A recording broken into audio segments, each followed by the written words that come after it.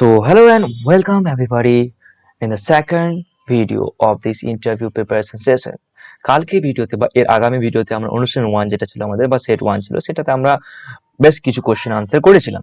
আজকে আবার আমরা সেই সেকেন্ড এটা আমাদের সেট হচ্ছে, সেখানে আমরা পরীক্ষার আগে মোটামুটি 10-12 খানা করে নেব কমপ্লিট। দেখবে সব তোমরা ইন্টারভিউর জন্য প্রিপেয়ার থাকবে। You will be very confident about interview and you will not feel any hesitation in front of the interview board.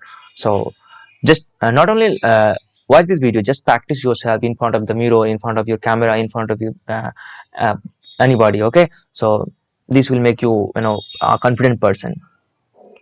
So আজকের এই ভিডিওতে আমরা আলোচনা করতে চলেছি ফার্স্ট ইন্টারভিউ কিভাবে এন্ট্রি করবেন, নক করবেন, may I come in sir বা আমি কি আসতে পারি স্যার। ওনারা আসতে বললে ভালো মতো একদম বডি ল্যাঙ্গুয়েজ একদম স্ট্রেটলি যাবেন, গিয়ে আপনি ওখানে দাঁড়াবেন, ফাইল হ্যান্ড ওভার করবেন। করার পর আপনাকে বসতে বললে বসবেন, না বলে দাঁড়িয়ে থাকবেন। বসতে বললে আপনি এইরকম করে আস্তে করে চেয়ারটা উঠিয়ে নিয়ে ওখানে বসলেন, বসে যাওয়ার পর এরকম করে বসবেন পজিশন। এগুলো আমরা প্রত্যেকটা ভিডিওতে আলোচনা করেছি প্রায়। করার পর এবার আপনি করবেন যে নিজের সম্পর্কে বলুন। এটা প্রত্যেকবারই জিজ্ঞাসা করা হবে আপনাকে, বা যে কোনো ইন্টারভিউ হলে আপনাকে নিজের সম্পর্কে বলবেন। তো আমার নাম শামীম আখতার, আমি উত্তর দিনাজপুর জেলা ইসলামপুরের বাসিন্দা। আমি বিএড সম্পন্ন করেছি। বর্তমানে আমি শিক্ষকতা ও মেন্টরশিপের মাধ্যমে শিক্ষার্থীদের সরকারি চাকরি প্রস্তুতির জন্য সহায়তা করছি। This is my about my self. So you can add your self, okay, your data here. তো নিজের ডেটা তুমি এখানে ইউজ করতে পারো।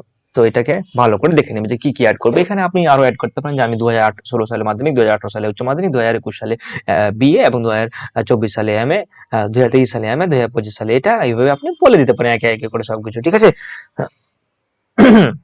হ্যাঁ, তো এইগুলো হলো আপনার সম্পর্কে।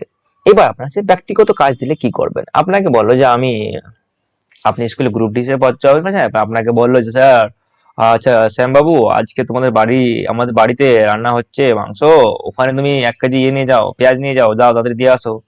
তো সেই সব কাজ করতে বললে আপনি কি করবেন?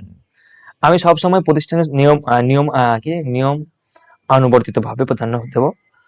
বিদ্যালয়ের প্রধান শিক্ষক বা কোনো শিক্ষকের ব্যক্তিগত অনুরোধ কাজ করার ক্ষেত্রে আমি দেখব যাতে আমার মূল দায়িত্ব পালনে কোনো বাধা সৃষ্টি না হয়। আমি অত্যন্ত বিনম্রভাবে এবং সহযোগিতামূলক মনোভাব নিয়ে পরিস্থিতি সামলাবো। সেটা আপনি কিভাবে হ্যান্ডেল করবেন সেটা আপনি এখানে বললেন।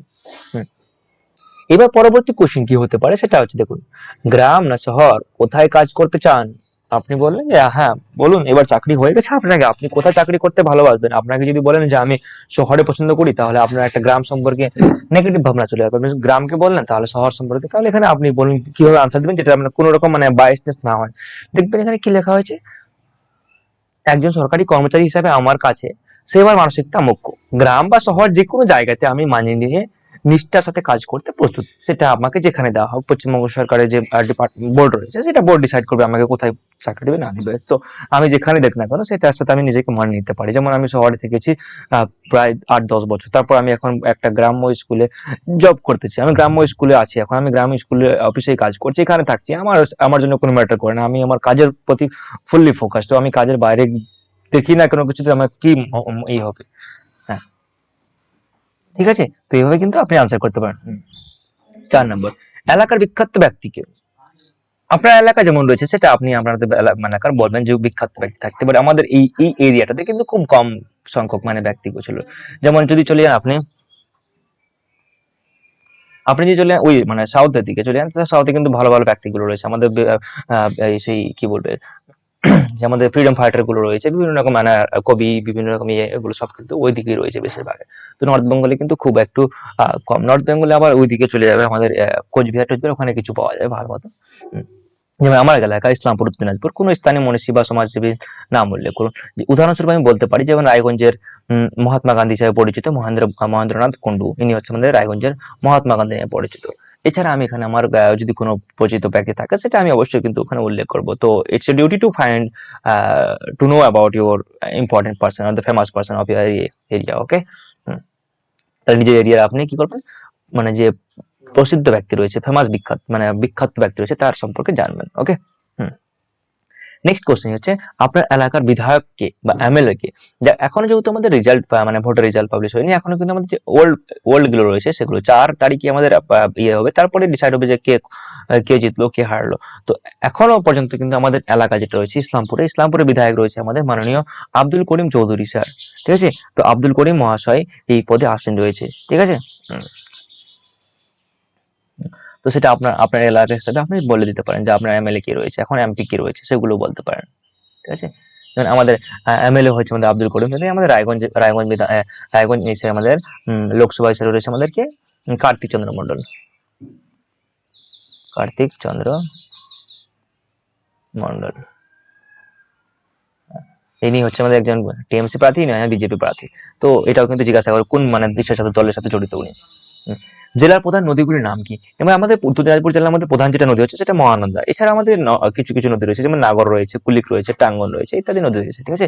তো এর মধ্যে সবচেয়ে যেটা ফেমাস রয়েছে সেটা হচ্ছে আমাদের মহানন্দা নদী, যেটা আমাদের ইসলামপুরের পশ্চিম থেকে চলে গেছে।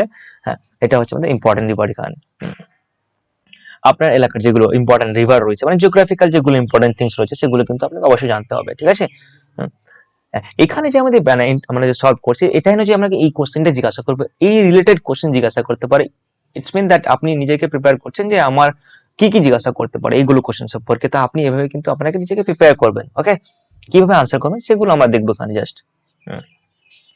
এবার বলছে আপনাকে গ্রুপ ডি পদের দায়িত্ব কি কি বলুন তো। আপনি যদি গ্রুপ ডি পদের হিসেবে যাবেন, তাহলে আপনাকে ওই সম্পর্কে ধারণা আছে কিনা সেটা আপনাকে জিজ্ঞাসা করবে। তাহলে গ্রুপ ডি পদের জন্য দায়িত্বগুলো কি কি সেগুলো আপনাকে বলতে হবে। যেমন এখানে আমি লিখে রয়েছি, স্কুলের পিয়ন হিসাবে খাতা ও ফাইল আদান প্রদান করা। আপনার যে ওই ক্লাসে গেছেন স্যার, ওই ক্লাসে গিয়ে খাতা দিয়ে আসো, বা ওই ক্লাসে এটা যায়নি ওটা দিয়ে আসো, বিভিন্ন রকম কাজগুলো রয়েছে যেটা আমাদের একজন গ্রুপ ডি কর্মী করে থাকে।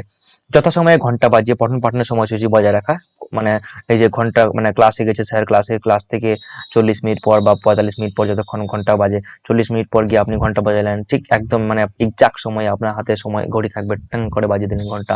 তো এইরকম যে কাজগুলো রয়েছে সেগুলো করবেন। এছাড়া স্কুল চত্বর বা যে আমাদের স্কুল প্রিমিসেস রয়েছে বা আপনার যে ক্যাম্পাস রয়েছে, আসবাবপত্রের পরিচ্ছন্নতা তদারকি করা বা সেগুলো মানে ঠিকঠাক মেনটেন্স করা। ঠিক আছে? মিড ডে মিল বা ল্যাবরেটরি সংক্রান্ত কাজে শিক্ষকদের সাহায্য করা। মিড ডে মিলে সাহায্য করছেন, মিড ডে মিলে কিছু খাবার তৈরি মানে খাবার তৈরি আজকে নিয়ে আসছে, যে সোয়াবিনের প্যাকেট কিনে এসেছেন একটা, যান স্যার নিয়ে আসতে পারেন আপনি। এবার ল্যাবরেটরি যে মানে কাজ করছে, ল্যাব রয়েছে, ল্যাবে কাজ করছে, ল্যাবে বিভিন্ন রকম জিনিসপত্র ছড়িয়ে ছিটিয়ে রয়েছে, সেগুলোকে আপনাকে গুছিয়ে রাখা হবে। মানে আসল কথা হচ্ছে আপনাকে একজন মানে বাড়িতে যেমন মানে একজন মানে বাড়ির যে একজন মানে মহিলা থাকে, সেটা মা হয়ে থাকবে, বোন হয়ে থাকবে, ওরা কি করে বাড়ির সমস্ত কাজপত্র গুছিয়ে গাঁঠে রাখে বেশিরভাগের পরিবারে। ঠিক আছে? এছাড়া বেশিরভাগই কিন্তু মানে মহিলা থাকে, তো অন্যান্য কিন্তু করে থাকে। তো এটা আমাদের এমনটা নেই যে আমি মানে এখানে ইয়ে দেখাচ্ছি, মানে অ্যান্টি ফেমিনিস্ট দেখাচ্ছি, but I am not anti feminist যে আমি মহিলাকে নিচু করছি। তো বাড়ির বেসিক্যালি বাড়ির কাজ কিন্তু মহিলারাই করে থাকে। সেটা করেই আসছে আমাদের সেই আদিম যুগ থেকে। নেক্সট, ক্লার্কের কাজ করতে বললে করবেন? আপনাকে বলে আপনি তো গ্রুপ ডি একজন পিয়ন, তাহলে আপনাকে কোনো ক্লার্কের কাজ করতে বলে তাহলে আপনি করবেন? কি বলেছি? অবশ্যই করব। আমি প্রযুক্তি ও দাপ্তরিক কাজে আগ্রহী এবং আমি মনে করি এতে বিদ্যালয়ের সামগ্রিক উন্নতিতে আমি আরো বেশি অবদান রাখতে পারবো। তাহলে এখানে আপনি অবশ্যই যেহেতু আপনার যোগ্যতা থাকবে, আপনি গ্রুপ ডি হিসাবে যাচ্ছেন 8 পাস, কিন্তু আপনি আদৌ কিন্তু 8 পাস না, আপনি কিন্তু হাইলি কোয়ালিফাইড রয়েছেন। ঠিক আছে? তাহলে এটা করতে পারেন। এখানে আমাদের লাস্ট কোশ্চেন যেটা রয়েছে সেটা হচ্ছে আমাদের কি, প্রার্থনা শুরু হওয়ার সঠিক সময় কি? আমাদের স্কুলে যে প্রার্থনা হয়, প্রেয়ার হয়, সেটা কখন? পশ্চিমবঙ্গ সরকারের বিদ্যালয়ের নিয়ম অনুযায়ী সাধারণত সকাল 10টা 40 মিনিটে প্রার্থনা শুরু হয়। তবে নির্দিষ্ট বিদ্যালয়ে ভৌগোলিক বা স্থানীয় কারণ অনুযায়ী সেটা 5-10 মিনিট এদিক ওদিক হতেই পারে বা হতে পারে। ঠিক আছে? মনে করো আজকে ওয়েদার খারাপ আছে, বৃষ্টি হচ্ছে, তাহলে আপনাকে আজকে 10টা 45 থেকে 10টা 50 হয়ে যেতে পারে। ঠিক আছে? কোনোদিন বলছে না আমাদের এখানে এ হবে, আজকে তাড়াতাড়ি একটু করে দিই, তাহলে 10টা 30 করে দিতে পারে। তো সেটা 5-10 মিনিট এদিক ওদিক হতেই পারে। হ্যাঁ, এবার হচ্ছে আমাদের কি, হ্যাঁ লাস্ট কোনো কোশ্চেন নেই এখানে আমাদের। আজকে এই সেটে আমাদের ছিল এই কোয়ার্টার কোশ্চেন। আই হোপ ক্লাসটা ভালো লেগেছে। আর কোনো রকম ভুল ভ্রান্তি হলে থাকে আমাদের, সেটার জন্য আমি ক্ষমা প্রার্থী। আর ভিডিওটাকে ভালো লাগলে অবশ্যই চ্যানেলটাকে সাবস্ক্রাইব করে চ্যানেলটার সাথে পাশে থাকুন এবং শেয়ার করে দিন আপনার বন্ধু বান্ধবগুলোর সাথে যারাও আপনার সাথে প্রিপেয়ার করছেন। দ্য র্যাঙ্কার্স হাব, এটা হচ্ছে আমাদের ইউটিউব চ্যানেলের নাম, প্লাস আমাদের টেলিগ্রাম চ্যানেল। তো টেলিগ্রাম চ্যানেল জয়েন করে ওখান থেকে আমাদের এই পিডিএফটা পেয়ে যাবেন আপনি। সো সেখান থেকে আপনার পিডিএফটা নিয়ে ভালো করে আরো নিজেকে প্রিপেয়ার করুন। সো আবার দেখা হচ্ছে নতুন ভিডিও নিয়ে, ততক্ষণের জন্য keep learning, keep improving. Thank you.